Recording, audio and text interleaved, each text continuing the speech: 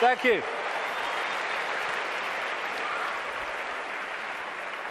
I've changed my smelly shirt for, I think, a very appropriate colour for this last section, actually. Smelt like a wrestler's jockstrap out there, I tell you. Okay, so where now? Well, this section is about the control system coming down. Because we're in a period where a dramatic shift in human awareness and human consciousness is in the process of taking shape. Some people call it the shift, sometimes I call it the vibrational quickening, but what I've been calling it for 20 years, because I came across this in the very earliest days after I met that psychic, that first psychic, I called it the truth vibrations. The first book I ever wrote after that awakening started, because it's ongoing, was called Truth Vibrations, or the Truth Vibrations. Because I came across this awareness.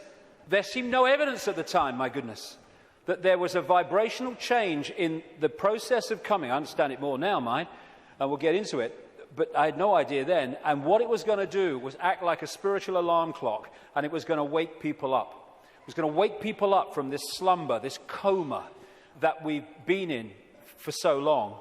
And also, my goodness me, as this truth proved to be true 20 years on, that it was going to bring to the surface all that had remained hidden. That the truth was not only coming out, it couldn't be stopped from coming out because this vibrational change was bringing it to the surface. Like I say, 20 years ago, awakening, new consciousness, what?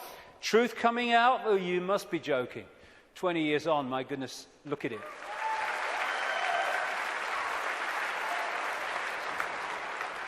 I'm fortunate to travel the world speaking, and I'm being invited to more and more countries you never think you're being invited to. And so I can see that this is not just happening in Britain, not just happening in America. It's happening all over the world. And all the differences is those that are staying in mind for now and those who are opening mind to this change and perceiving self and the world in a completely different way. So I've been saying through the day, there's a base vibrational construct, the base vibration of this virtual reality coming out of the black holes, which triggers, as it goes through its cycle, which appears in the play-out world as like a time loop, it triggers different information coming from the suns. And we decode that information, and as it changes, so the information changes, and so therefore the epoch changes, the yuga changes. And we're now at this cusp where we're going from one epoch, one vibrational information epoch, into another one. And this new one is dramatically more expansive, dramatically more enlightened in the level of awareness that we are going to have access to. And the control system, which is a manifestation of this epoch, cannot survive this epoch, and that's why it's doomed. And we're now in the cusp of that change from one kind of world experience into another one. It's just another stage on the circuit of experience. And so, while for a few years yet, it's not going to seem like the control system's going down, because it's going to be throwing everything at us, because it's going to be desperate, there is no way that our children, young people, and grandchildren are going to live out their lives, as appears to be the case now, in an Orwellian, fascist, global state. No way.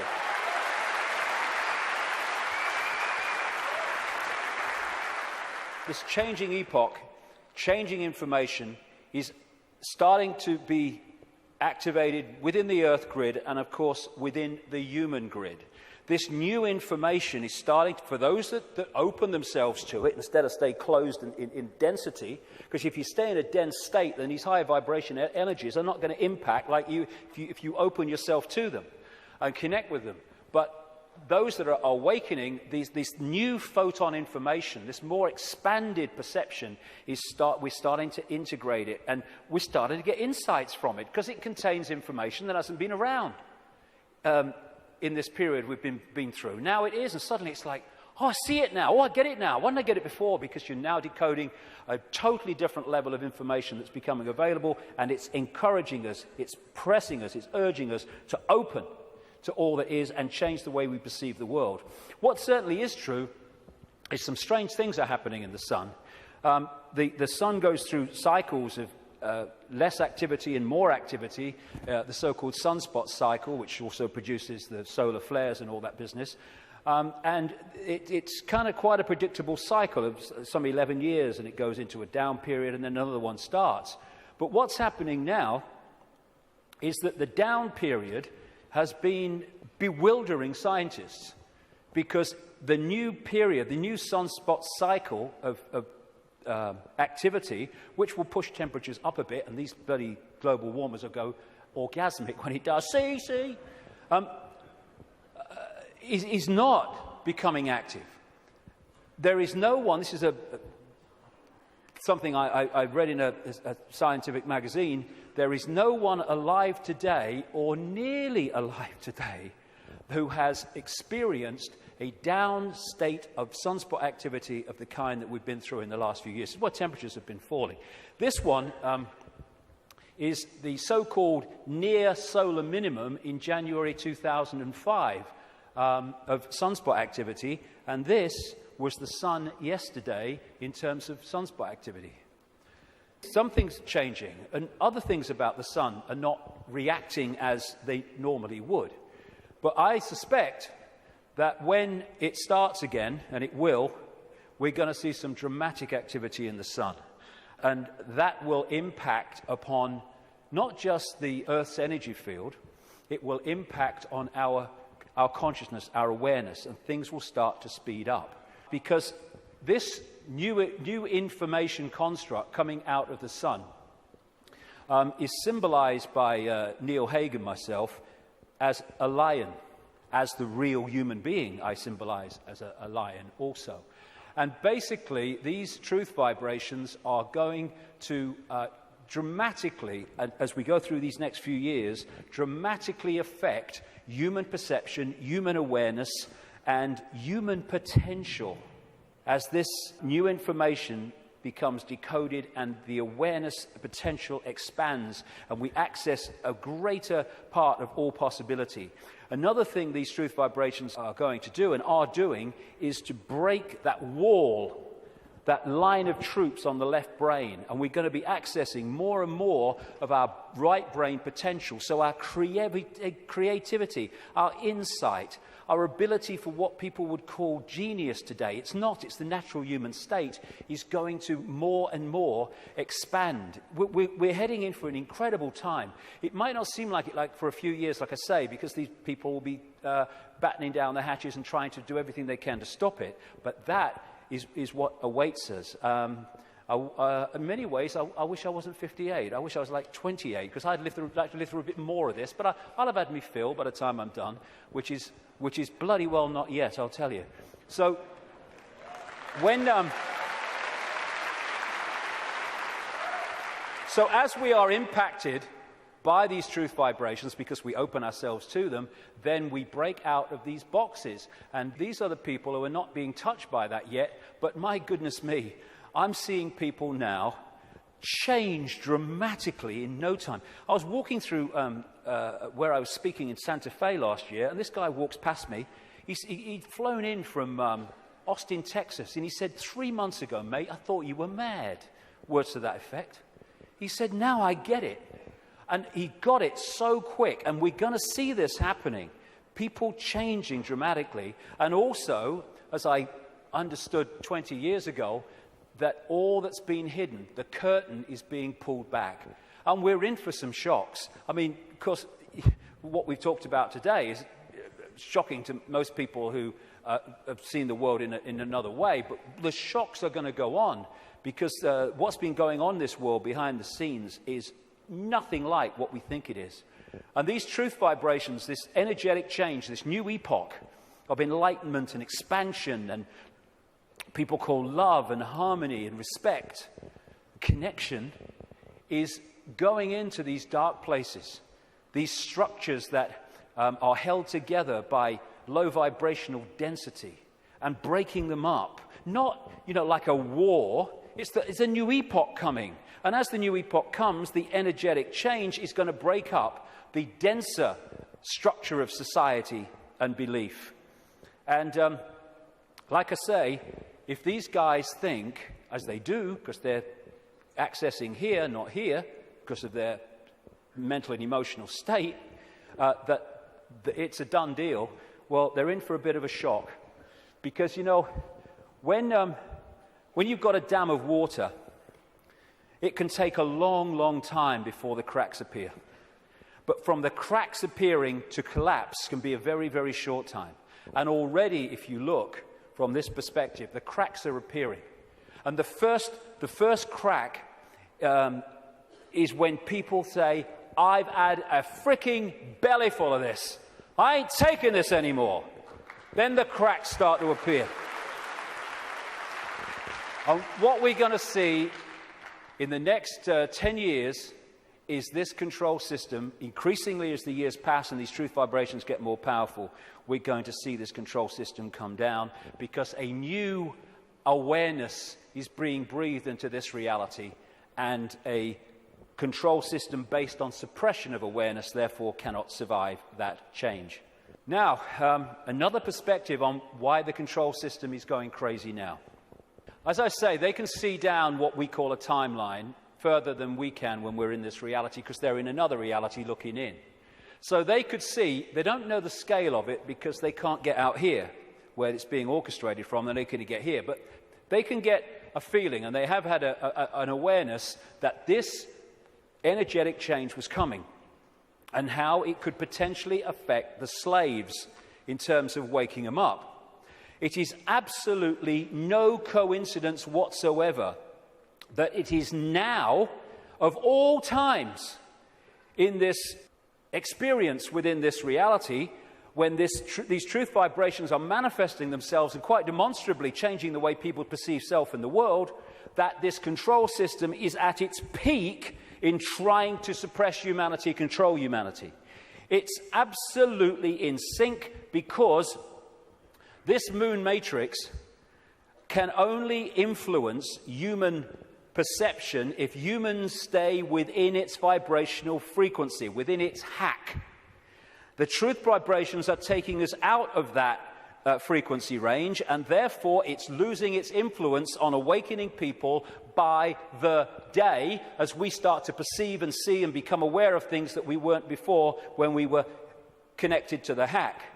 And all these things, destabilizing us chemically through food and drink, rewiring the body genetically through genetically modified food, what they're doing to the kids, the drugs, mobile phones, and all this microwave soup that we now live in, microchips especially, they're all designed to externally suppress or internally suppress, in terms of food, etc., the human body computer, to stop it accessing these truth vibrations. It seems to be, on the face of it, that they're trying to grab more and more control. The truth is, it is a desperate, desperate attempt to hold on to the control they've had thus far. That's what it's about. It's battening down the hatches to stop the control system coming down. In part because it has many expressions, including creating earthquakes and dramatic extremes of weather. This technology, known as HAARP in Alaska, and it's now got other organizations connected to it and technology connected to it increasingly around the world, it bounces radio waves off the ionosphere, the highest part of the atmosphere, and back to Earth. And what it is, in major part, is a underpinning, a supporting role to this moon matrix to create a low vibrational atmosphere in the lower atmosphere where we live in and operate in like this. Again, it's targeting this morphic field, as the Satanists call it, and some others do too, to keep it in a low vibrational state. It's fighting the truth vibrations. They know what they're doing, on one level anyway. And one of the other things that HAARP can do, and it's in the patents of the technology, it can send out radio waves carrying information, thoughts, on the wavelength of human brain waves, and it can impose those thoughts on the brain, which we then manifest through as our own thinking. That's also part of this, and it's also part of this defense mechanism against this epoch change. And if they change and affect this energy field we live in, we will be affected by it if we stay in density and closed mind state. I'm absolutely convinced, have been for years, that part of the creation of this like sub-reality underpinning, supporting the moon matrix, which was okay up to this point, didn't need anything else. But now this energetic change is taking place. They're bringing the troops in, if you like, to underpin it. And I'm convinced that part of the chemtrails, which kind of pollute our skies and stuff and contain metals and barium and aluminium and all this stuff, is part of creating this sub-reality. What the truth vibrations are doing is healing this schism.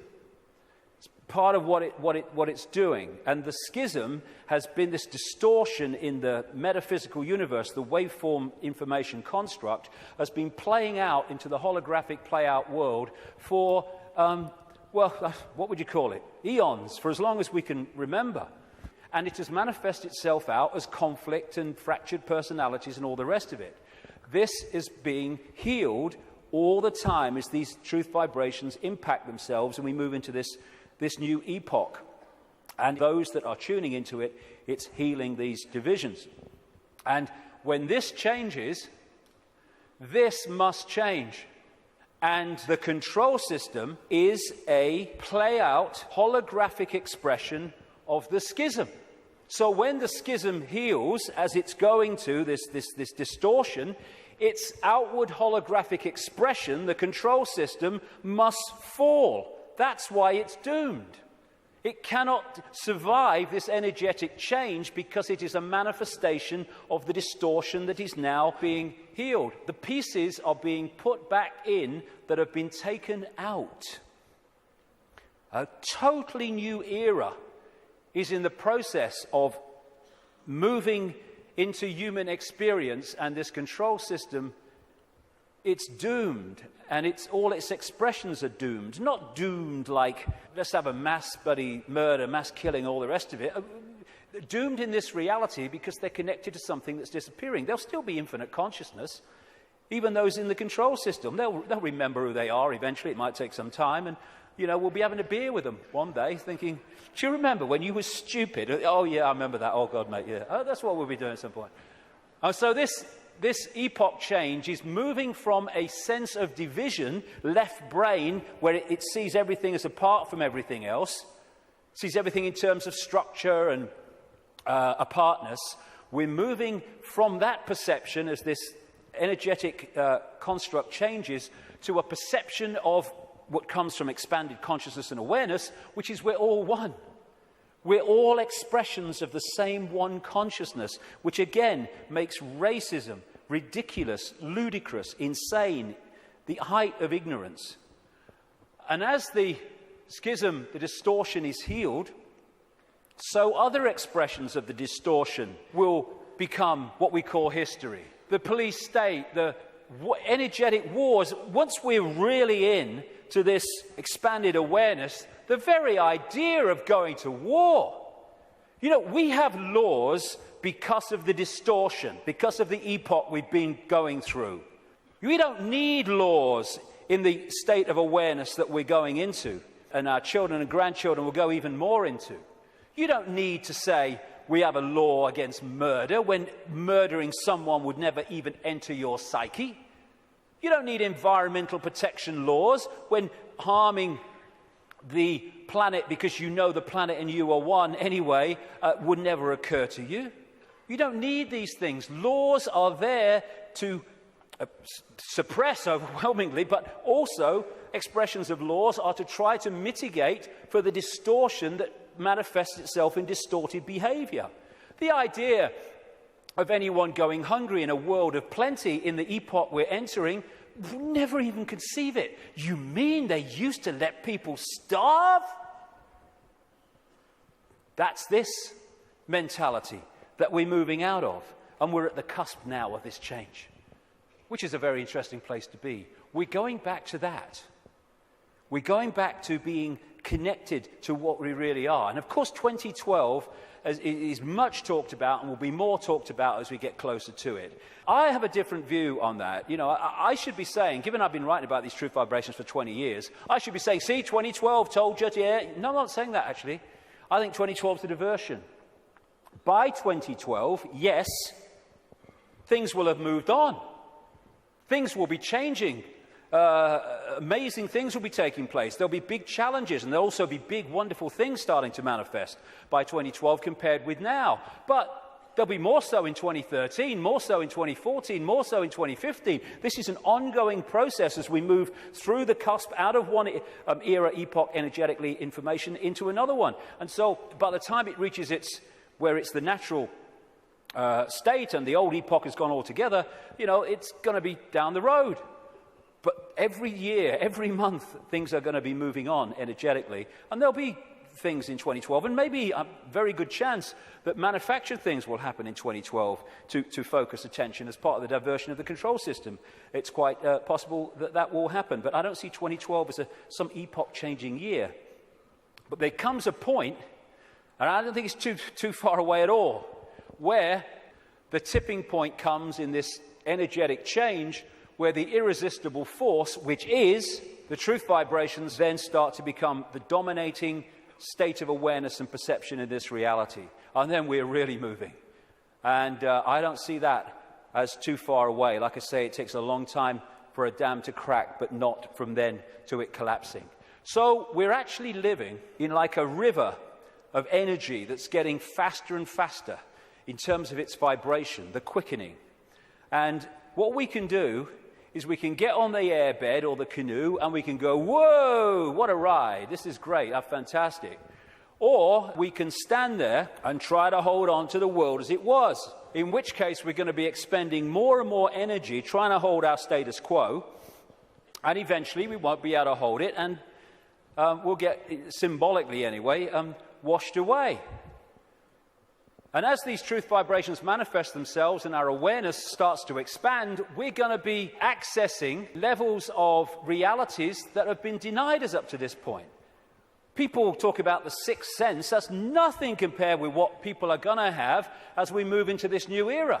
It's going to be extraordinary. We're going to remember the fantastic people that and potential that humans once were, when they were aware of who they were, and the world in our heads, in other words, the world we experience, is going to dramatically change. We're heading for a new dawn. Now, this is a phrase the control system uses for their new era, a new dawn, a new day. Well, it is a new dawn and a new day, but ain't the one they think's coming. We've been through this process in the last epoch, and now we're going back the other way. And as a result, this control system must fall, and we are emerging from the abyss, the suppression, and all the rest of it to be who we really are. And that must change everything.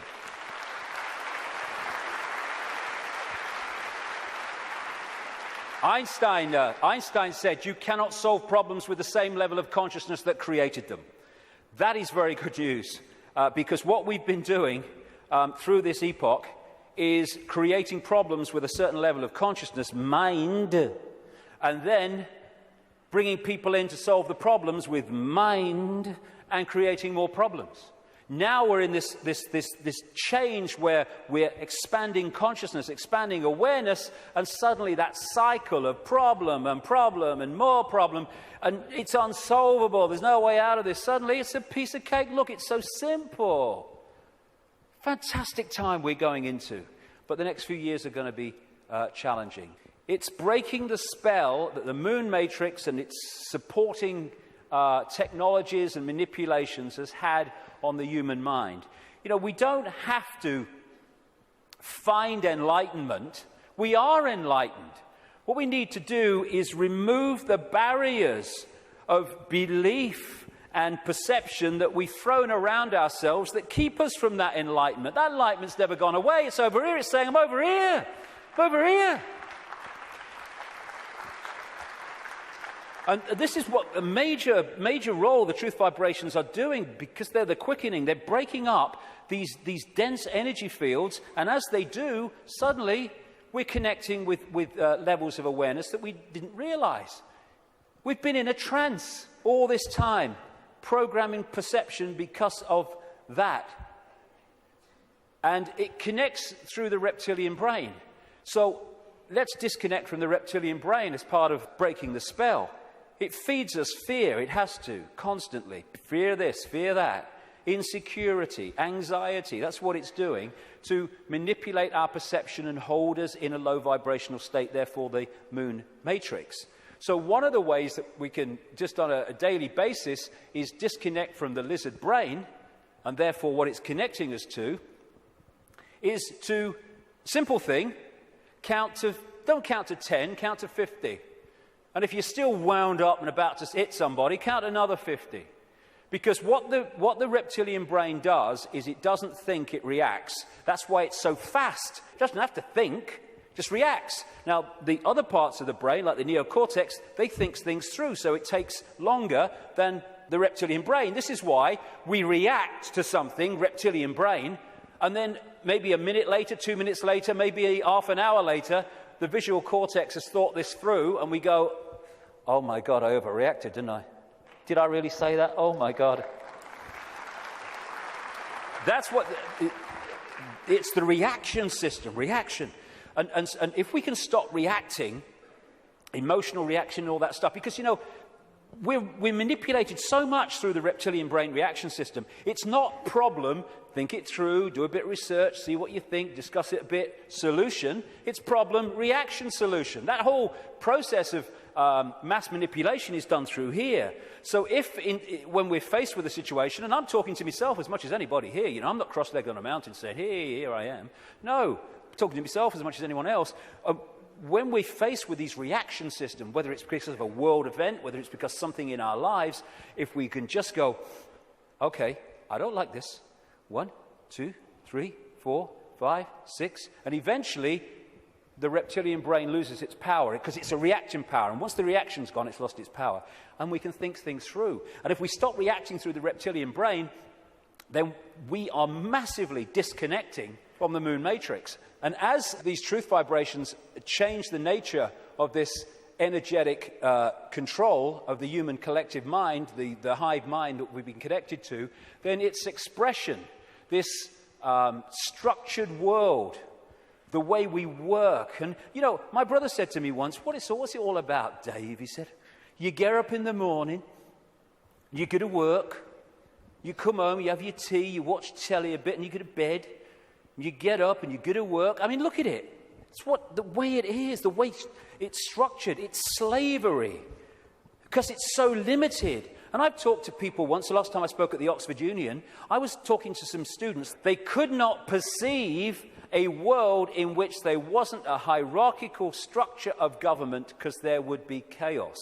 That's the left brain at work. And people, when you think, look, this world is crazy. It's not serving people. People are serving it. That's what we are. We're slaves to a system. Politicians are slaves to a system. They go into the system. They think they're going to change it. The system changes them. And therefore, we can't perceive left brain, old epoch, that actually there are other ways of living, of interacting, other ways of providing food and warmth and what you have, other ways of living life than this drudgery. But as we expand our awareness, then other ways of interacting will become very obvious to us. Blinded by belief, believe. This is one of the control system's greatest weapons to control the human psyche. Get them to believe something. They don't care if it's this religion or this political belief or whatever it is, as long as you believe something, powerfully, then they got you. Because belief builds walls around itself, repels all borders that challenge that belief, and suddenly you're living your life on a postage stamp or a dot. And your true ability to perceive in an expanded way is gone. You've given it up to the belief. This is how it must be. And once you have a belief, like a religious belief, then there are rules and regulations. Walls go around the belief. If you're going to be one of us, you must believe this. You can't believe that because they believe that, so you'll be one of them if you believe that, and all the rest of it. Here we go. We're all possibility. What are we doing having rigid beliefs when we're all possibility? Religion is mind. And there are many expressions of religion, not just going to church. There are many religions of the mind of various kinds that don't appear to be, but they are addictions of the mind. It's mind. You must believe this. There is one possibility. What's that saying? There is one possibility. That's how mind thinks. Consciousness, there is one possibility. You're having a laugh, darling. So religion, as we know it, is not going to survive this epoch change either, because it's an expression of the last one.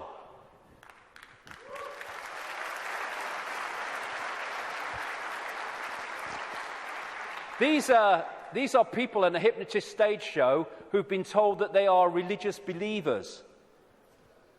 There's so many religious believers who are like that. There's so many prisons of the mind, religious belief, racial belief. I'm in a different spacesuit to you, so I'm better than you all. It's like being two spacemen on the moon and they're having a bloody argument because what spacesuit is that colour and that spacesuit is that colour and that was made here and that was made there. Mine's superior to yours. It's childish, child's play. And by the way, it's not just white people who are racist. It's a mentality that can manifest through any race. And we have racism all over the world. It's not a racial belief, racism. It is a mental mind state. And anyone that thinks they're superior to anyone else because of their body computer state or color or whatever is controlled completely by mind and ignorance, political belief, self-identity belief. I am Joe Public, I'm little me. All these things will go and have to go if we're going to open up to the truth vibrations, because they are all about limitation, all about little me. And as researchers have shown, when we have rigid beliefs, the brain fires off the neurons in a specific network. And what that does is filter reality, decode reality, in line with the way those neurons are firing. Therefore, it continually edits its reality and creates self-fulfilling prophecies, if you like, that it keeps seeing the world according to its belief. Despite receiving information that challenges the belief, it just filters that information in line to protect its belief. And then when you change your belief system, as has been shown in research, the neurons start firing in a different way, and you start seeing the world in a different way. If we can get to a point where we open our minds without belief, we come from a state of knowing, all-knowing consciousness rather than belief from mind, then we open up the range of perception and understanding and awareness well beyond anything you can access if your brain is firing off in this symbolic way, limited by rigid belief, whatever belief that may be. When we open our mind to consciousness, everything changes. And to do that, I would suggest we need a blank sheet of paper. You know, it's not about learning anything new. We're all knowing if we can access that level of ourselves. It's unlearning the programming that has kept us from that level of awareness that we truly are. And therefore, because we're dealing with all possibility at the core of our being, that's what we are, we need a blank sheet of paper. All preconceived idea needs to go. All preconceived belief needs to go. and let information, intuitive knowing, decide what we think about things and feel about things rather than preconceived idea. It's not possible becomes, well, let's see if it's possible on the basis of the evidence, the basis of the information, the basis of how I feel. And then suddenly we're not saying, no, that's possible, I'm going to shut that out by reflex action. We're going to look at it. And when you do look at it, as I know from experience, what seems to be crazy to start with starts to take on very profound dimensions. Because we're all possibility. And if we're saying only this is possible, only that's not possible, we're not operating at the core of our being, which is all possibility. We are editing things. We are limiting ourselves. We are entering the realm of mind. And it's a time to choose, in many ways, between the head, the intellect, not that he doesn't have the part to play, it does, it being the governor, and the heart, knowing, intuition. What changed my life more than anything else was 20 years ago when I decided that if I was ever had a decision between going with my intuitive knowing, which we feel here, funnily enough, in the kind of heart chakra area, and my mind, I was going to go with my head, I was going to go with my intuition. And it changed my life and has allowed me to follow this path, because I can tell you over the last 20 years, there have been many times in the early days, not for a long time, but in the early days, when my head was going, you're going to say what? You're going to do what? You must be joking. Not in my lifetime. But I thought, no, I feel to do it. I went with it. And as a result, you follow this, this energetic path through intuitive knowing that's been laid out. And what happens, because intuition, knowing, is coming from another level of awareness beyond five-sense reality, it means that to five-sense reality, general world, some of the things you do when you follow your intuition are seen as, I think I'm possibly an example of this, are seen as crazy and mad and lunatic and dangerous and all that stuff. And what happens then when you do that and you get that reaction is that the head kicks in, the mind, which wants to protect its preeminence that it's had up to this point, puts its arms together and says, see what happens when you don't listen to me, see the trouble you've got into? And it's like, okay, and you come back into mind.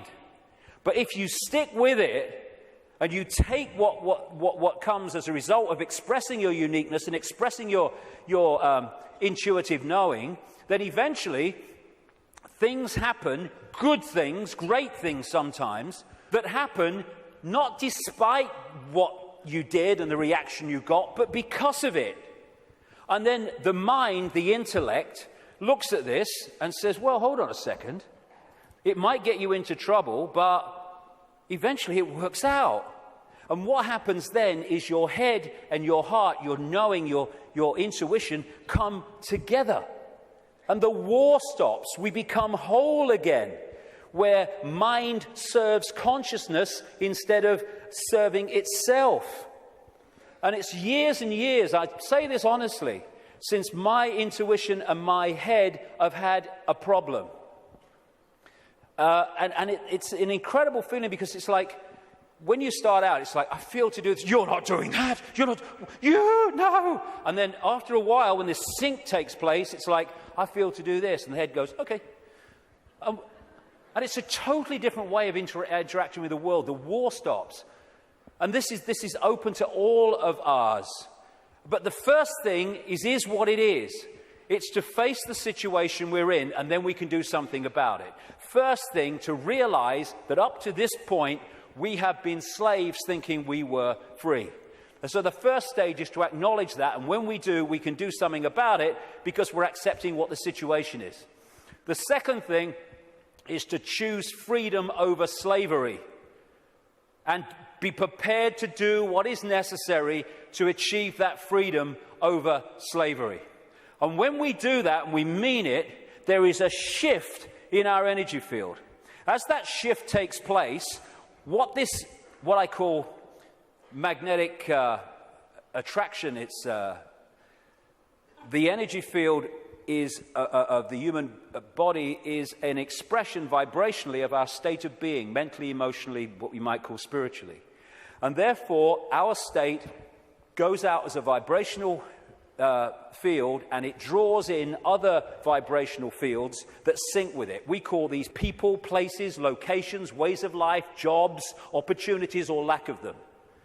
So when this shift takes place, because we've said my intent, very powerful intent, is that I want freedom, and I want to end my life. I'm not going to be a slave anymore. I'll do what is necessary to understand who am I, where am I.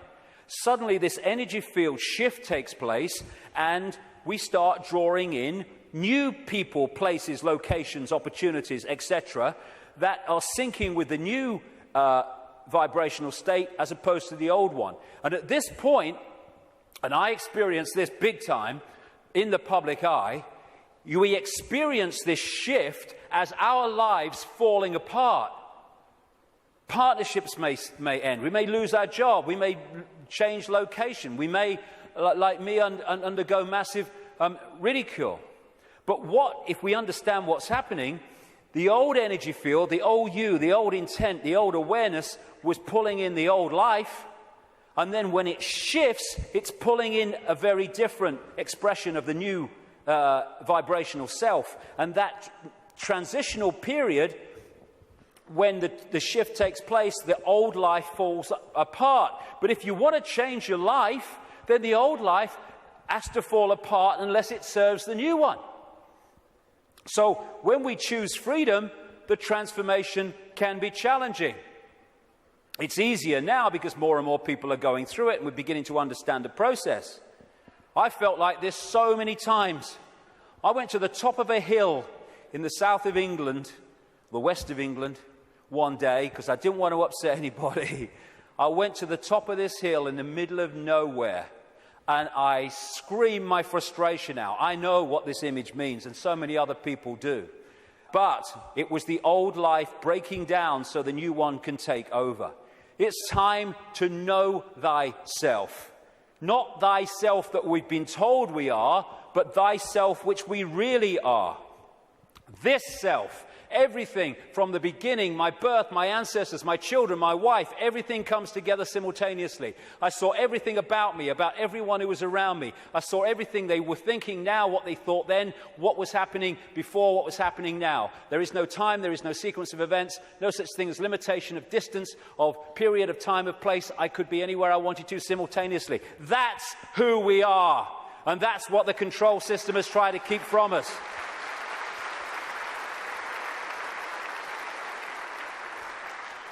Now, the way to go most powerfully with this change is to stop identifying who we are with what we are told we are, little me.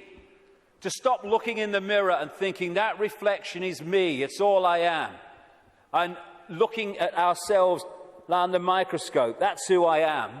And bringing our point of observation from I am David Icke, a personality born in Leicester, England in 1952, to I am infinite consciousness. All that is, has been, and ever will be, can be, all possibility. Infinite love, having an experience through this lens into this reality that they call David Icke. And again, once we take this observation from that observation, there is a fantastic shift in our energy field. And we break up these densities that are holding us in mental and emotional servitude. Everything starts to change when we move our sense of self-identity. That's why the control system wants us in there. It can't cope with this. We have to be in there. Little me. And this is the fork in the road. Are we going to live our lives as consciousness or mind? As all there is or little me? Because that will decide the kind of world we're going to live in. Escaping the box, and it is a box, it's a vibrational box. Getting out of this thing called cognitive dissonance, where we lie to ourselves. Cognitive dissonance is, if people haven't come across it, it's a very powerful controlling mechanism whereby we have a belief about self or the world or a situation, and we're sticking with it. And when we face information or experience which challenges the belief, then cognitive dissonance is that uneasy state when you see that your belief system is under threat from this information or this experience. If this is real, then the belief can't be. And what you do then is you go about these incredible stories we tell to ourselves to convince ourselves that this can't be true, to protect the belief system.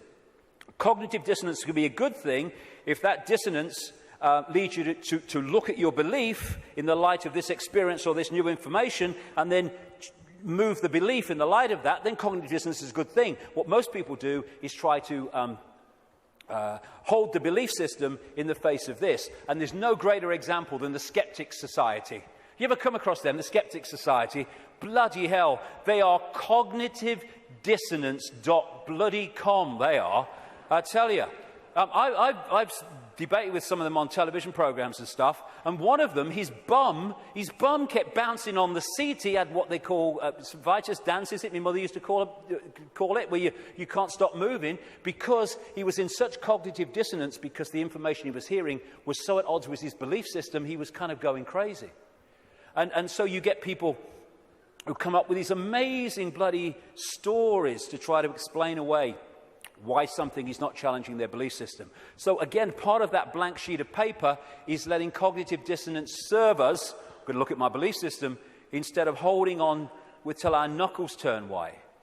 Also, trying to avoid looking at the truth, because if we don't, we ain't going to change anything.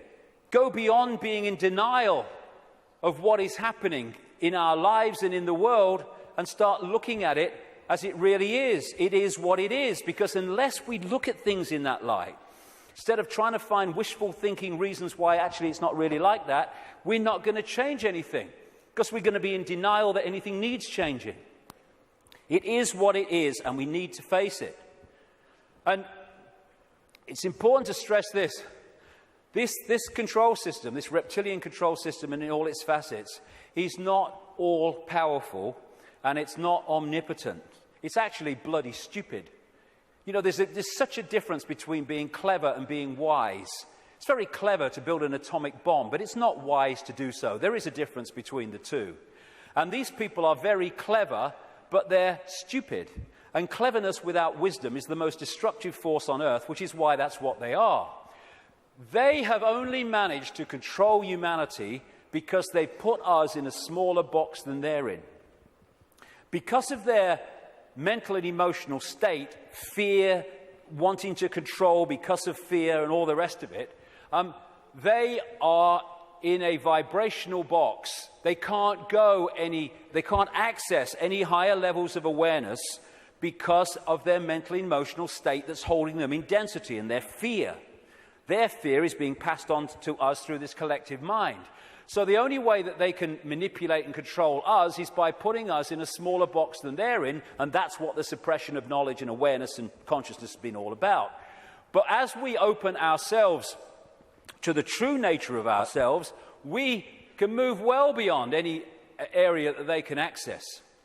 So just because they're technologically advanced intellectually, it doesn't mean they have power over us and they're omnipotent and all-powerful. They're not. They're desperate. Desperate because of the numbers of them to the numbers they're trying to control. And the other thing, I use this analogy a lot, is, like I said earlier, we don't have to find enlightenment. We just have to open our programming to the enlightenment we already are. And it's a testament to the magnificence of what we really are, that this control system has had to throw everything at us. Look at it.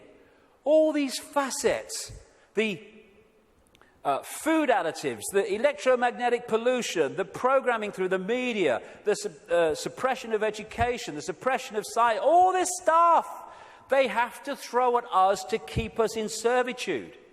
It's like, I use this analogy, if you want to put a ball floating on a tank in an unnatural state, which is where we've been, you have to push it down And you have to hold it there. Because its natural state is floating on the surface, you have to hold it there, because the moment you let it go, zoom, it's gone into its natural state. And symbolically, we've been held on the bottom of the tank by all this stuff that's thrown at us from cradle to grave. And the fact that it needs so much to hold us in this suppressed state shows the magnificence and genius that we really are, we once were, and will be again. When I say we, I mean what we call humanity. So as the control system's ability to do that is unraveled, and this is happening, then we're going to go to the top of the tank again, not by finding enlightenment, but by removing that which is keeping us from it. Be afraid, big monsters coming. This is the big area that they control us with, and we need to let go. They're feeding of this fear. Like I say, 1.5 billion people in China controlled by a handful because of fear of challenging the handful. No more fear. I mean, this is such a symbolic picture. Here's all these bloody sheep, and here's two shepherds, and there's a guy at the back. Now, those sheep, symbolic of humanity, can only be controlled in this way because they acquiesce to the shepherds, and the sheepdog symbolizing fear. What if this group of sheep, instead of going ba, ba, ba, ba, and if they want, oh, ruff, ruff, oh, fear, oh, following the one in front, the control system, the shepherd, yeah. Oh, he's got the power, he's got a stick, aye. What if those sheep said, oh, look, I'm not following him anymore. And hey, Rover, woof, bloody woof, on your bike, you're not frightening me, okay? I'm over here. I'm over here. I'm over here. I'm going down here. I like that. There's some grass down here. Suddenly, this herd, flock, whatever you want to call it, is scattered because it's expressing its uniqueness and it is not fearing the consequences. These people, apparently all powerful, have no bloody power. None. They'd never find most of them. They might catch them. And that's what humanity's like. We have the numbers.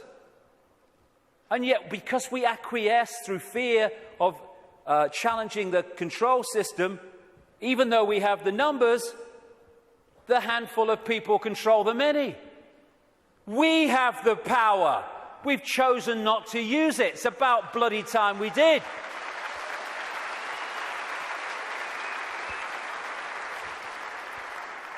God, the answers are there in front of our eyes. The definition of insanity is doing the same thing over and over again and expecting different results, Albert Einstein. Absolutely it is. So it's pretty certain that if things are going to change in terms of control and suppression and all this stuff, then we've got to stop doing the same thing over and over again, and that is acquiescing to the control system. We're all possibility. What are we doing, thinking that we just do the same thing over and over again? That's one possibility. Let's express our uniqueness and respect each other's right to express our uniqueness. We're all possibility. Actually, one possibility is swimming against the tide. Let's try it. And let's respect each other's right to do that. We should be celebrating diversity. Diversity is an expression of all possibility. It's acquiescence and conformity that is an insult to all possibility. And yet that's what this system wants us to do, conform. And you know, at least sheep need a sheepdog to keep them in line. Humans have out-sheeped the sheep because we keep each other in line. We don't need the sheepdog.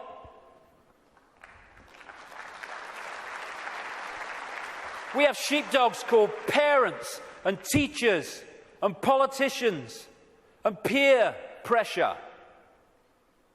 When we're thinking of expressing our uniqueness, we're not thinking, oh, what will George Bush think or what will Barack Obama think? No. We're thinking, what will my mother think? What will my father think? What will the neighbours think? What will my mates think? What will the people at work think? In other words, what will other people who have chosen to live in this sheep pen think of me getting out of it? It's like sitting in a cell and you find a way out through the door, and instead of another prison warder coming along to stop you getting out, the other prisoners jump on you. That's what we do. If we are going to be what we really can be, and we're going to respect our right to be different, we have to respect others' right to be different as well. Because when we respect other people's right to be different and express their uniqueness, then we're setting them free and we're helping to set society free. We are policing each other all the time through ridicule, through condemnation. We need to start being at peace with other people having different views and expressing different lifestyles than we do, even if we don't like it.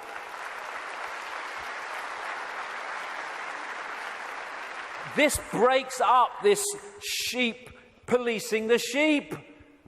There's only a few who in full knowledge are behind this control system, and they have to get the target population to police the target population. They don't have the numbers to do it themselves. I have a simple philosophy on life, so simple. Do what you like so long as you don't impose it on others. Dead simple. That's it.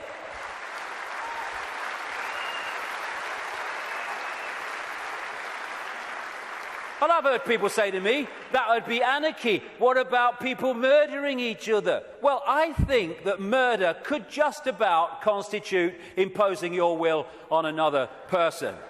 And when you think about that simple philosophy, it overrides all law, need for law, if we live that.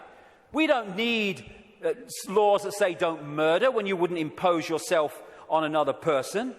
But we can do this.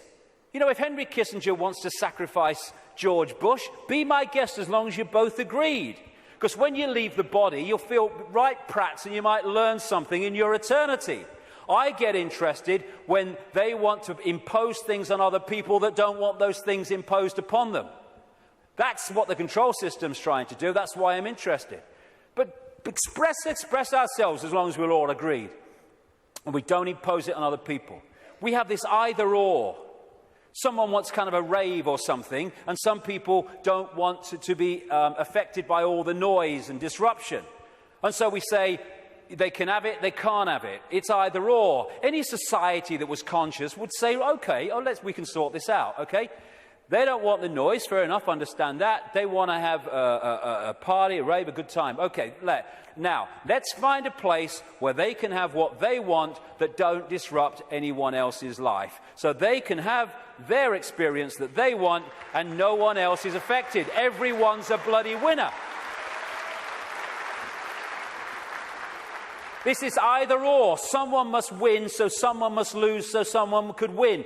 Old epoch consciousness. Winner, winner, win, win. That's the new consciousness.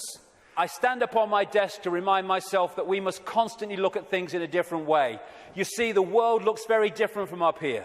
You don't believe me? Come and see for yourselves. And it does.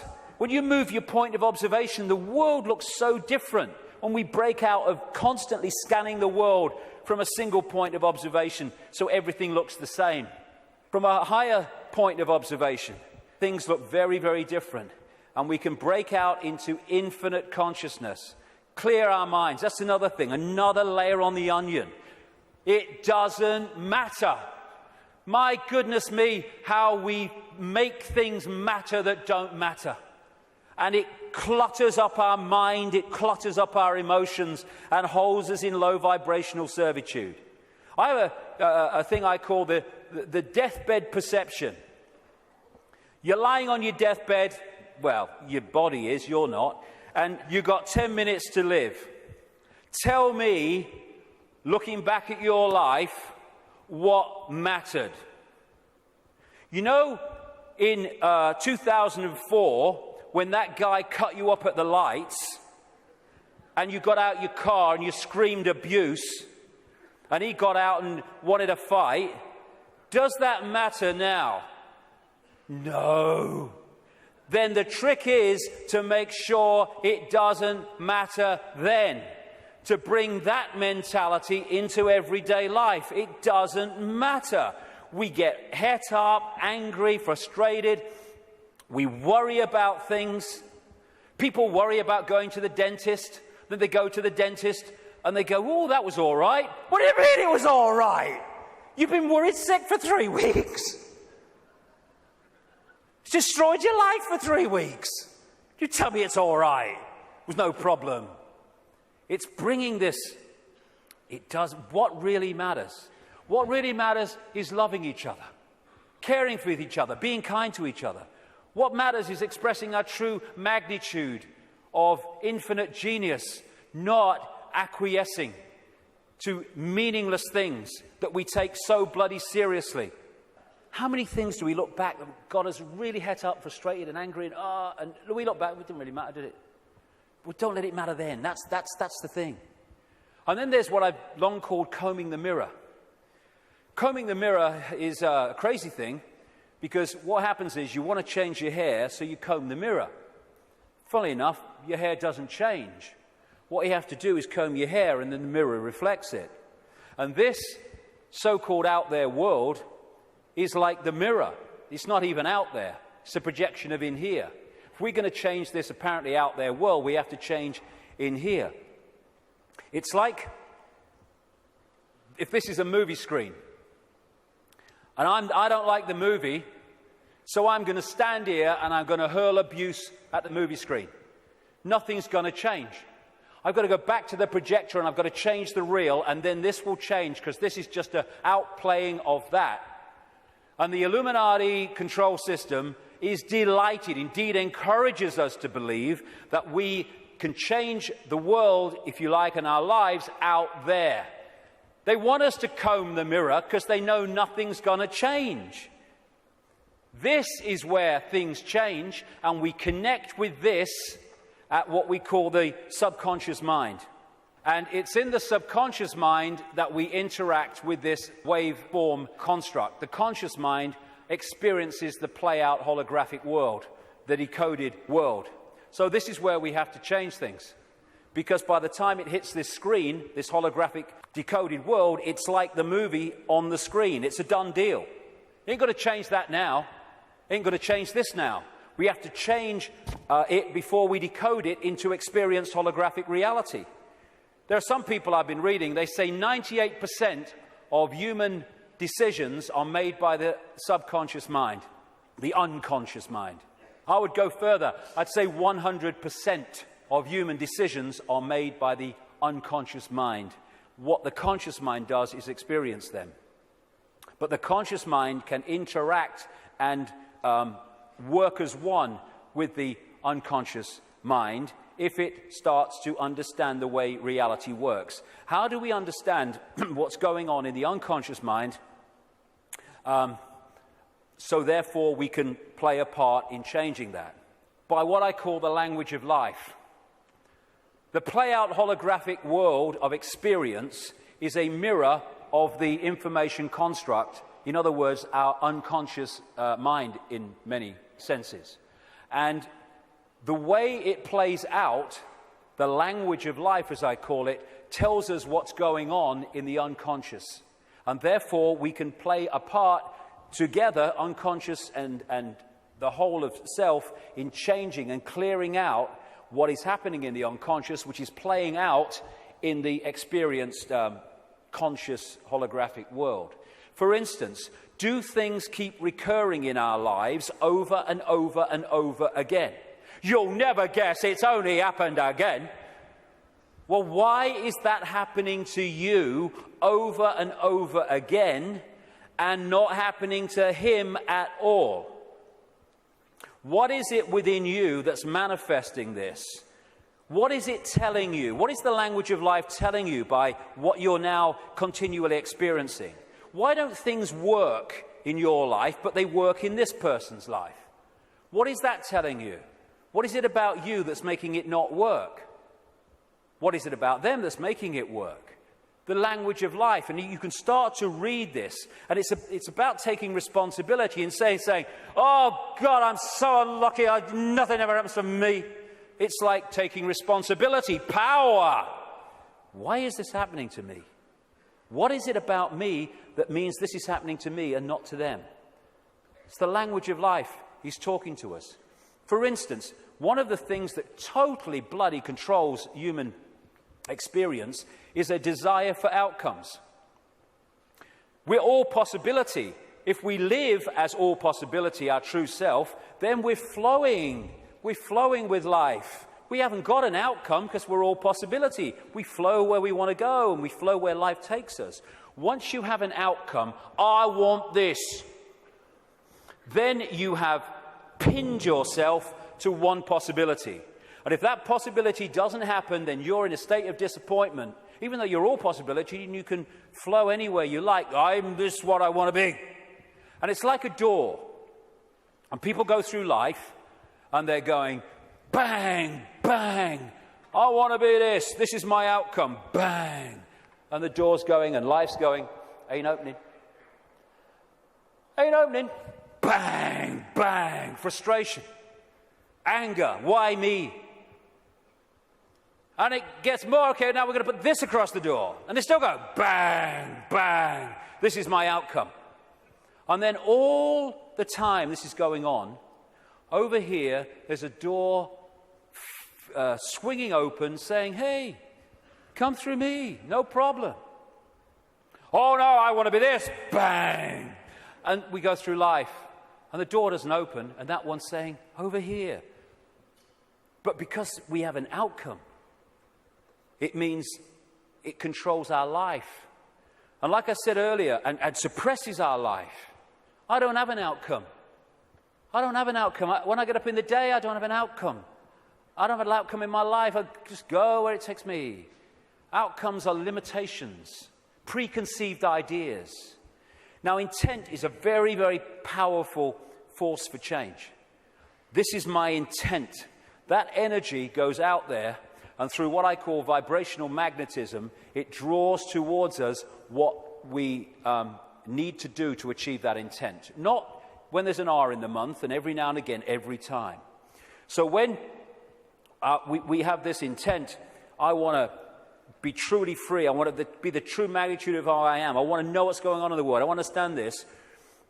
What happens is that intent, if you mean it, it's not just words, otherwise it's no power at all, then that intent will start drawing to you people, places, experiences which let you achieve that intent. And often they are very challenging, and your whole life, your old life starts to break down as a result of this. A lot of people go, if that's transforming, no thanks.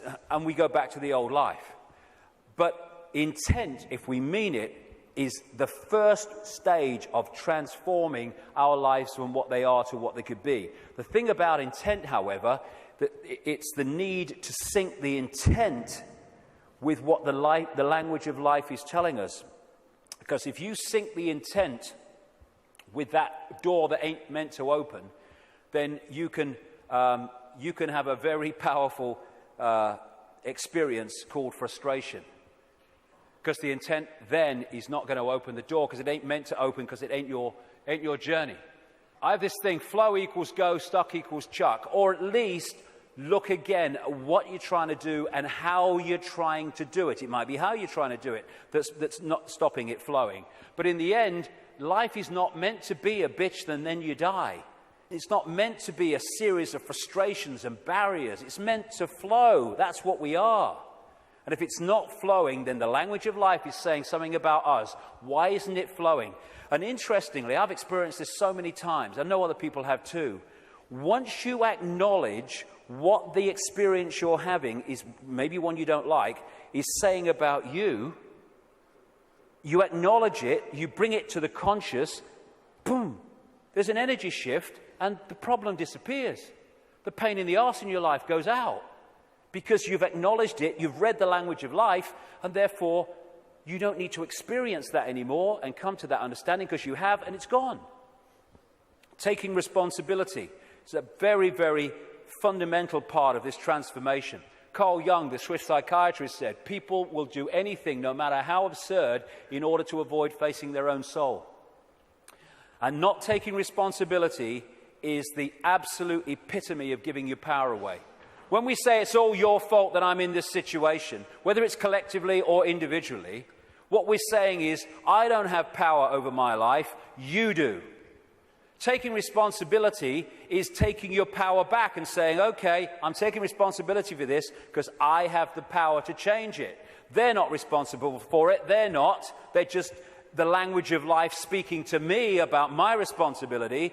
Therefore, I'm not going to play the blame game. This is my responsibility, and I'm going to deal with it. And when we do that, we take our power back and we can change things instead of going through life as a victim of other people's circumstance, which means we're powerless. That's little me. And we ask ourselves, why me? Why am I going through this experience? Well, through the process of vibrational attraction, vibrational magnetism, an expression of us is going out, and an expression of us comes back in the form of people, experiences, locations, jobs, everything. So therefore, what we're putting out is what we're pulling in. Why me? Because we're creating it. Bad luck, good luck, no such thing. Why do some people win? Some people lose. Because some people pull that in, some people pull that in. You get people who they say, you meet them and they say, nothing ever happens in my life. And you say, well, what would you like to happen? And they go, well, I don't know really. Well, I don't know really goes out as a vibrational information field, and what comes back is a life where nothing happens. Why? Because you don't know really. So we're not victims. We think we're victims, and the control system wants us to believe we're victims, because then we will do nothing to change the fact that we're not expressing the power that we have. Why me? Ask yourself, because it's your choice. It's your choice and my choice in the sense of there's not some guy with an AK-47 on some other dimension saying to our consciousness, get in that body or I shoot. And in the same way, once we get in here, we attract what we attract. And when we take responsibility for that, we can stop attracting it. Why me? It's like the Oracle said in the Matrix. You've already made the choice. Now you have to understand it. You didn't come here to make the choice. You've already made it. You're here to try to understand why you made it. And as the message from the psychic 20 years ago said, arduous seeking is not necessary. The path is already mapped out. You only have to follow the clues. We are guiding you along a set path. If we get caught in mind and the limitations of mind, then we can not go along that path.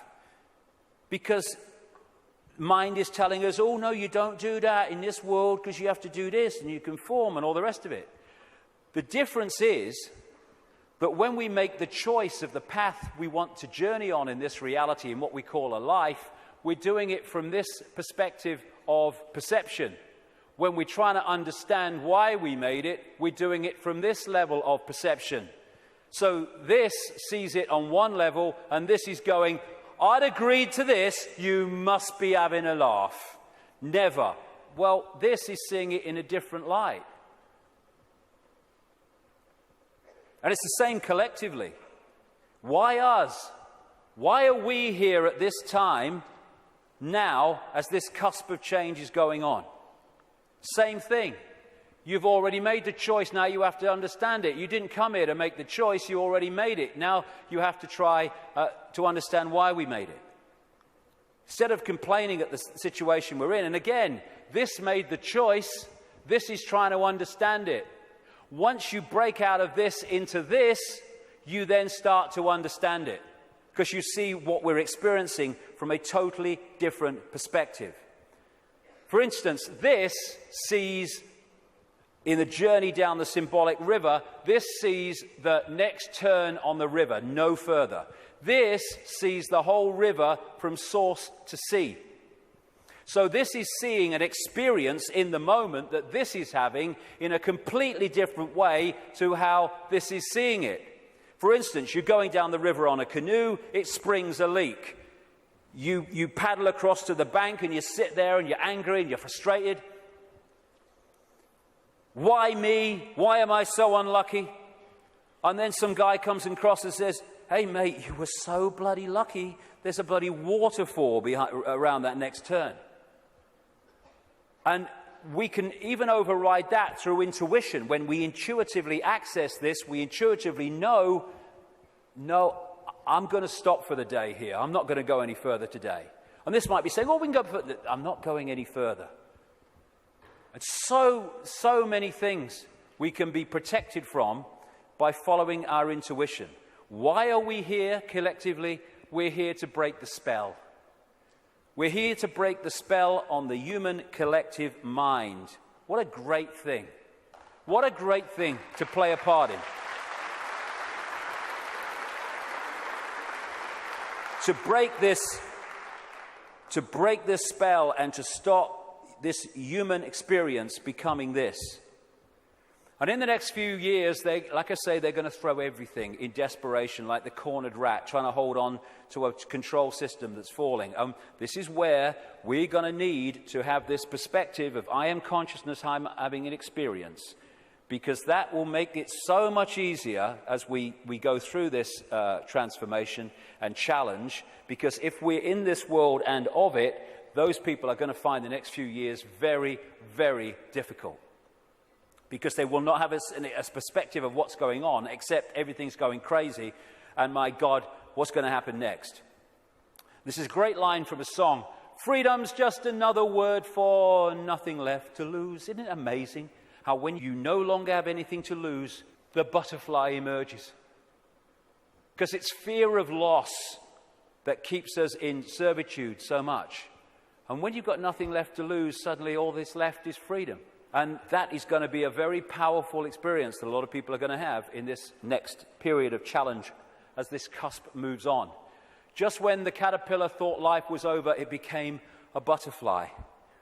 It's amazing that when you're in, so many people have told the story that it was in their lowest moment of despair that boom, something emerged and transformed them. Nothing left to lose, freedom. Okay, I'm waking up, so what do I do? Well, I would suggest that we all stop making bloody excuses.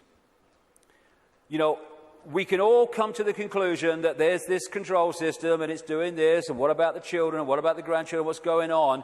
And then the list of excuses why we actually can't do something today.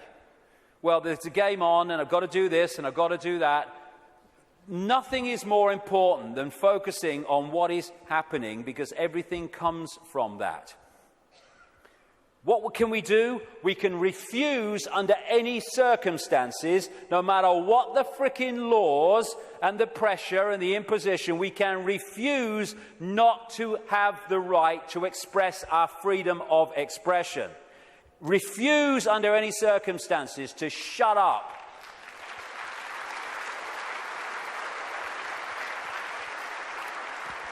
If vast numbers of people did that, this is the key to it all, what are they going to do? They don't have the numbers. We can stop focusing worship on celebrities and television and fake politicians and even sport. Not that I don't enjoy sport, but as long as it's there, peripheral vision, and not here.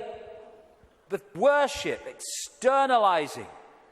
And this is the biggest thing we can do. Human race, get off your knees.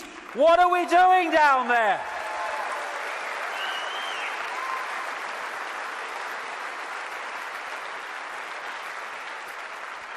What are you doing? You're all that here's as it been and ever can be. Where have your bloody knees for? Well, I'm only little me. No.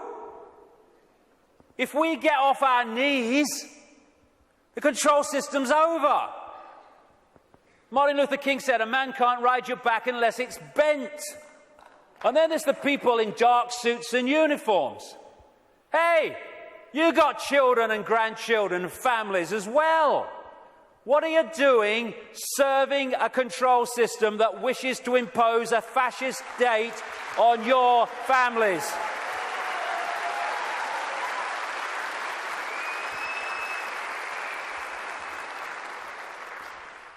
What are you going to say to your kids when the control system's in and it's controlling every facet of their bloody lives? Daddy, Mummy, Granddad, Grandma, what were you doing when the control system came in? I was helping to do it, dear. All the best with that conversation. What are we doing? Playing a part in, oh, it's me job. Well, get a bloody another one then. We're going to do this to our children because it's my job. What can we do? We can cease to serve the control system in uniform with a gun in our hands. We can do that.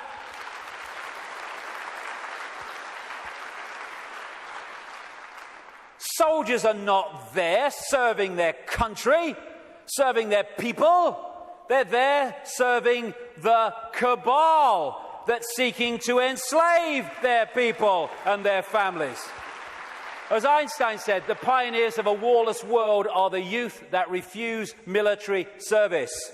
And more are equal to that, the adults beyond military service who support those that refuse to serve this control system in uniform. Oh no, you've got to serve your country. You serve your bloody country. I ain't doing it. Just like those wonderful Israeli young people. Know thyself. When you know thyself, when you know you are consciousness, the consciousness is going to get a machine gun and start shooting at aspects of itself. Mind does that. Mind fights. Consciousness doesn't even contemplate it. And that doesn't include just people in uniform. It means fighting for freedom. What's all that about? Let's fight for freedom. Let's have a riot in Athens and let's kill 3 people from the banking system. Hey, the world's a better place now. What you fight, you become. We don't want to fight this system. We need to cease to cooperate with it. This is a meeting of mind. One mind on a horse, one mind with something in its hand trying to do damage. Oh, they're 2 sides. They're one mind without consciousness. Freedom fighters, contradiction in terms. Cognitive dissonance. As Martin Luther King said, the limitation of riots, moral questions aside, is that they cannot win and their participants know it. Hence, rioting is not revolutionary but reactionary because it invites defeat. It involves an emotional catharsis, but it must be followed by a sense of futility. They want people to riot. It justifies more control. Nor do we need to meet this challenge with hate. That's playing away in the stadium we're trying to rid the world of. We don't need to hate these people. We just need to stop cooperating with them. Well, you know, if it's all the same with you, mate, I ain't doing it, okay? No hard feelings, bugger off. And then we've got this, the protest, the mass protest. I do understand that. It might have a part to play. But so many times these protests, they're what I call steam whistles.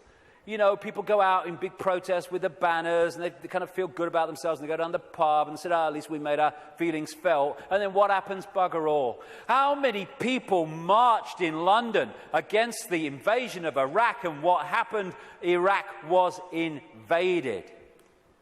Protesting has such limitation. They don't care if we protest and walk through the streets and shout slogans and wave banners. They care if we come together, irrespective of colour, creed, gender, sexuality, any of it.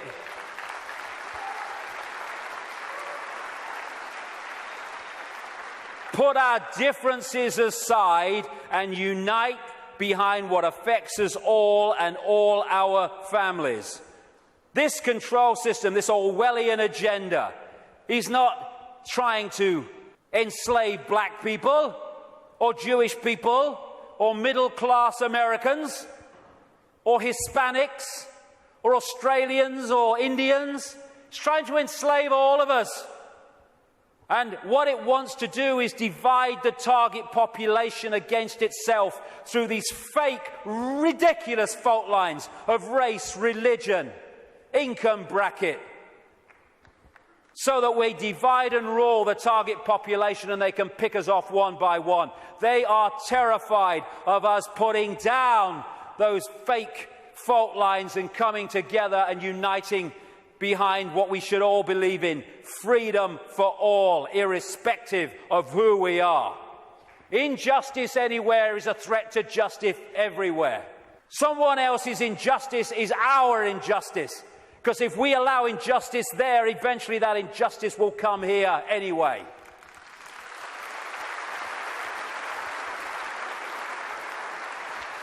In the end, we will remember not the words of our enemies, but the silence of our friends.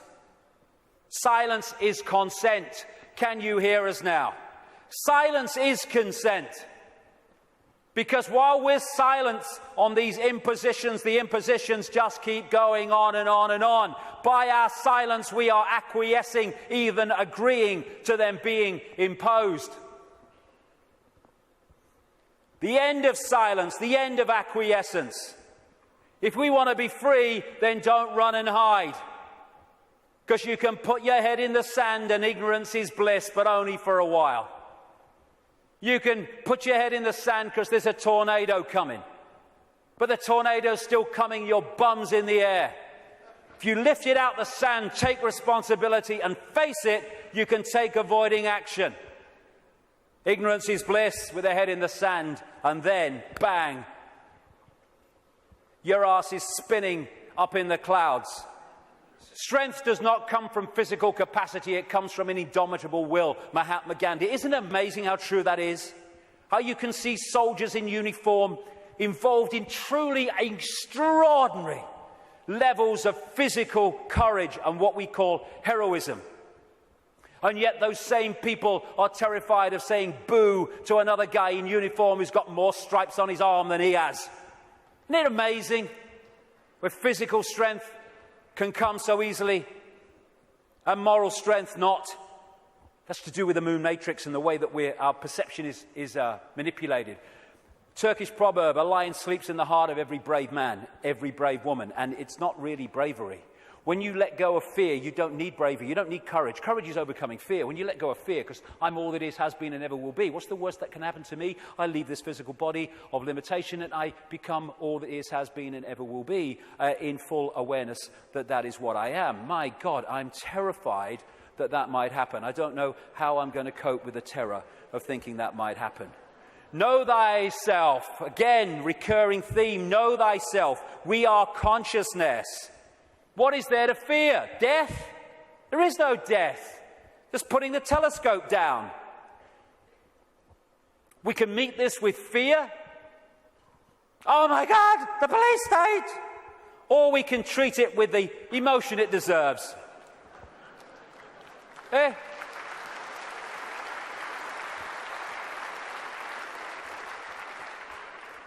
What we have to do is comply. Compliance! That's what we have to do. Because if we don't comply, the control system's in desperate trouble. So it has to frighten us into complying for fear of not complying and the consequences that come from that. Well, hold on a second here. There's something about this that ain't right.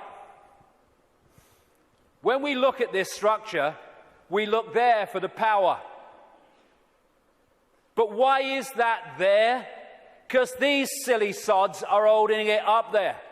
This is the power. They have to persuade them that they have the power, so they don't take the power to bring that crashing down. Fear of bringing it down through fear of not complying. Once we step out of the pyramid and refuse to cooperate with it, no violence necessary, by the way, then the pyramid starts to collapse because we're holding it together. It's a house of cards. That's all it is. Oh, it's the control system. It's a house of cards. Simple thing. People are being fined ridiculous amounts of money for putting their wheelie bins out on the wrong day or too many inches from the bloody curb. And people go, I don't know, what's the world coming to? It's the big brother state, innit? And then what you going to do? What time's that game show on, honey? Terrible, a bloody thing, I don't know. What? What's that going to do? Don't tell me that's Big Brother. It's little me that's causing that, not Big Brother. What if thousands of people, when someone is fined that money for that ridiculous thing, and like I say, they're just giving us more and more ridiculous things to see how much we'll take before we resist, and when we don't, they give us even more ridiculous things. What would happen if, when someone is faced with that fine, thousands and thousands of people in that area put their wheelie bins out in the wrong place on the wrong day, week after week after week after week?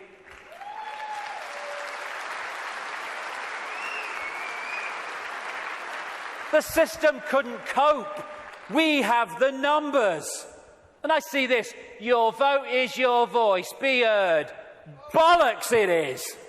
How can the vote be your voice when the people you're given the choice of voting for that have any chance of forming a government are standing on the same postage stamp of political policy and perception? There's no choice. We've reached a point now where the vote becomes a voice when we refuse to vote. We refuse to play the game anymore.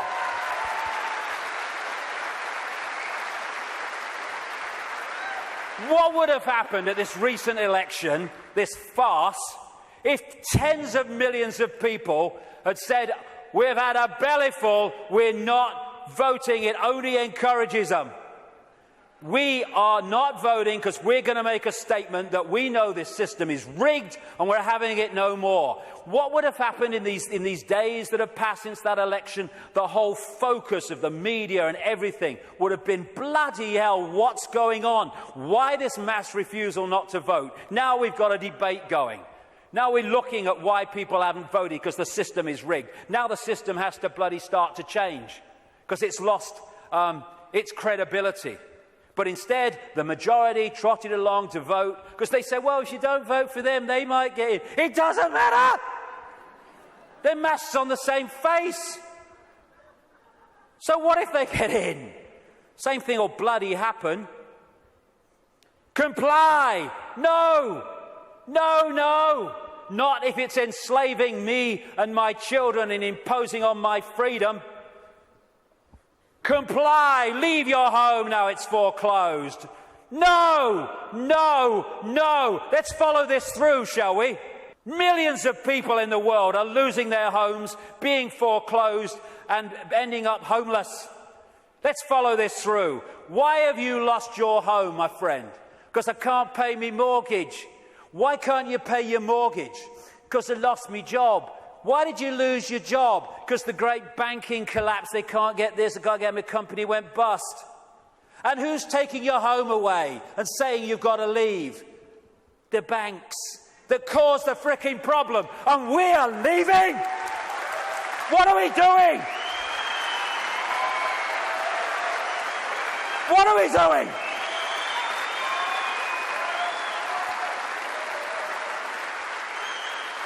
No, we won't leave when the banks have caused the problem and now they're telling us to leave to take the assets. No, we won't. And people who are not being foreclosed need to support those that are. We're all in this together.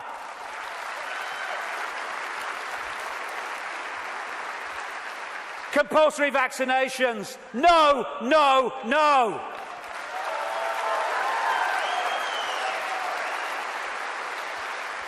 You must do what we say. We have changed the law. Not if you are imposing on my freedom and my rights to be a free citizen with a free voice. No, no, no. What are they going to do? They come out of Downing Street, whether it's Clegg and his mate bloody Cameron or it's bloody Obama or whoever it is in America, and they say, we've had a discussion and this is what we're going to do. What if vast numbers of people say, well, we ain't doing it? They have got no power whatsoever. Their power comes in our acquiescence.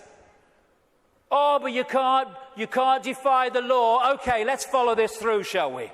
By the way, while I'm talking, put your arms out and I'll put the handcuffs on, because that's what you're telling me. What you're telling me is this.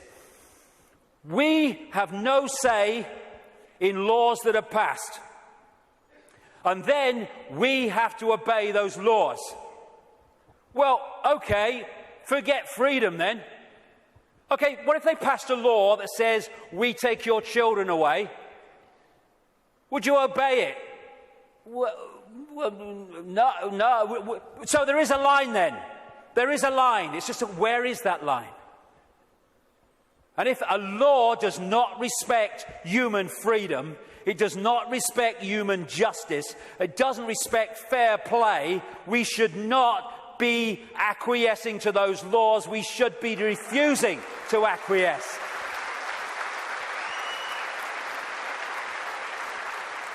What we need is not compliance, we need a non-comply dance, where we beat to a different drum and we dance to a different drum, where we refuse to acquiesce to this control system that seeks to enslave us even more than it already has. Non-comply dance. Do this, comply. No. No. But we need to do it en masse. Oh, we do it with a smile on our face. We're consciousness, all that has been, ever will be. Why shouldn't we have a smile on our face? And smile and feel for these people who are enclosed in mind trying to enslave us. But we need to do it en masse. Because if we don't do it in numbers, then people get picked off. That's what's happening. I am all that is, has been, ever will be. You cannot grant me my freedom. It is not your gift to grant me my freedom or take it away, because I am, we all are, freedom.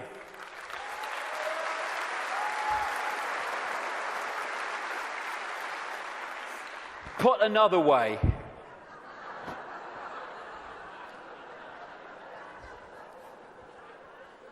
what would infinite consciousness do? Move perspective, little me, all that is. What would infinite consciousness do in the situations that we face, as against what would mind do? If it's not right, don't do it. If it's not true, don't say it. Absolutely right. You know what would change the world overnight? Is if we as a human race started doing what we knew to be right and just in the circumstances that we face, instead of making those decisions as so many people do and have long done, on basis of what is right for me in this circumstance that I face. Okay, the just thing to do might not be in the moment the best thing to do, but it's the just and right thing to do.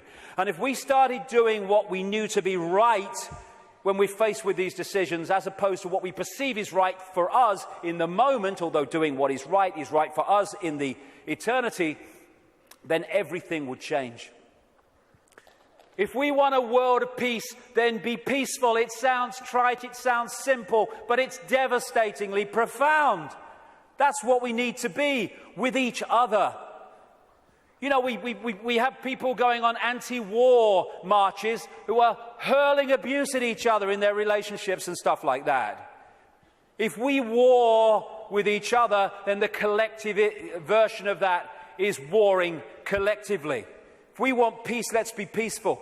If we want a world of kindness, then let's be kind. And it must come, for goodness sake. It must, if we're all kind to each other. We live in a kind world. Martin Luther King said, cowardice asks the question, is it safe? Expediency asks the question, is it politic? Vanity asks the question, is it popular? But conscience asks the question, is it right? There comes a time when one must take a position that is neither safe nor politic nor popular, but one must take it because it is right. And when enough of us take that stance, everything changes. The revolution is not a revolution of weapons, it's not a revolution of fighting, it's not a revolution of hatred, it's a revolution of perception, because everything changes. I am a lion then. I'm not the lamb I kept seeing in the mirror and the world kept telling me I was. And then that expresses itself out into the true nature of who we are. And miracles become possible. We're going into the epoch of what we perceive as miracles. It's just a greater understanding of the way everything works. And the system must fail when that happens. We're being offered, the truth vibrations are offering us in this time, the chance to open the key to our minds, the key to our hearts, which have long been closed by so many people. The key to the freedom on a level that we cannot comprehend, because until we expand our consciousness, we cannot be aware of the true nature of what freedom is. It's not even what we perceive in this world. Enough. Enough of this suppression. Enough of this slavery. Enough of this enslavement of the few by the many. As the poet Shelley said, rise like lions after slumber in unvanquishable number. Shake your chains to earth like dew, which in sleep had fallen on you. Ye are many, they are few. Enough! It's time to fly. It's time to fly. Thank you very much. Thank you. Thank you for coming. Thank you. Let's get on with it. Thank you. Thank you for coming. Thank you for coming. Thank you.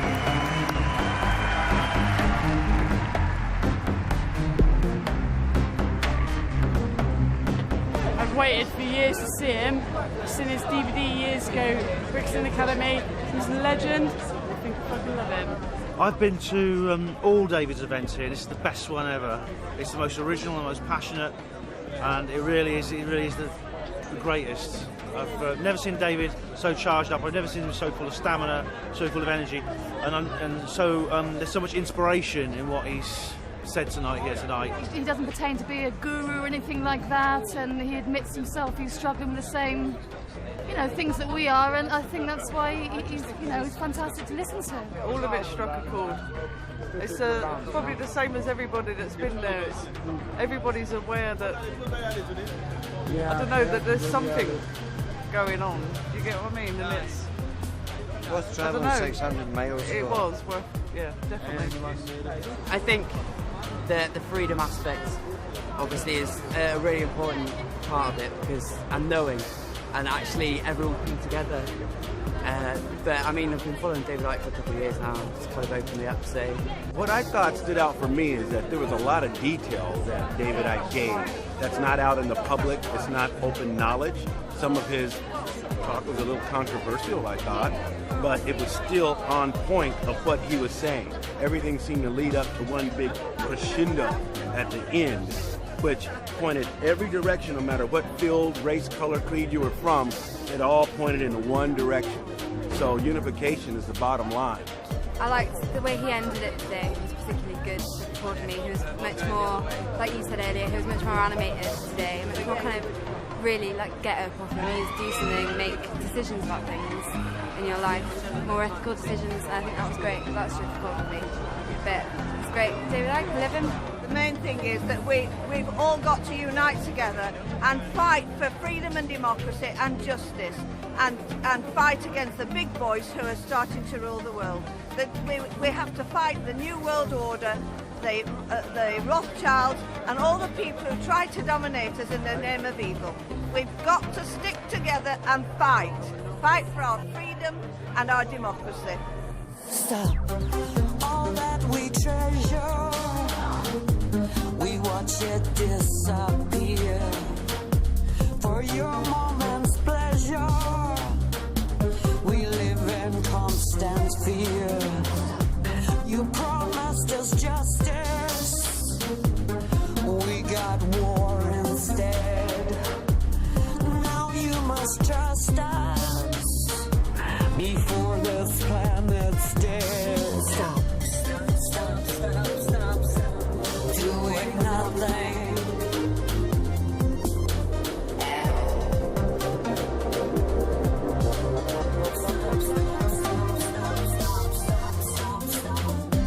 This world is amazing. It gives us everything we need, and it would be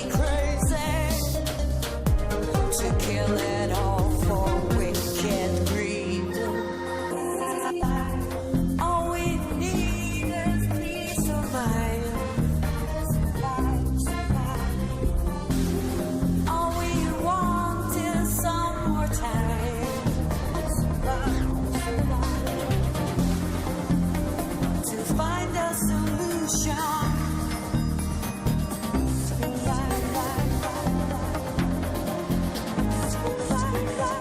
All this confusion. Stop. Do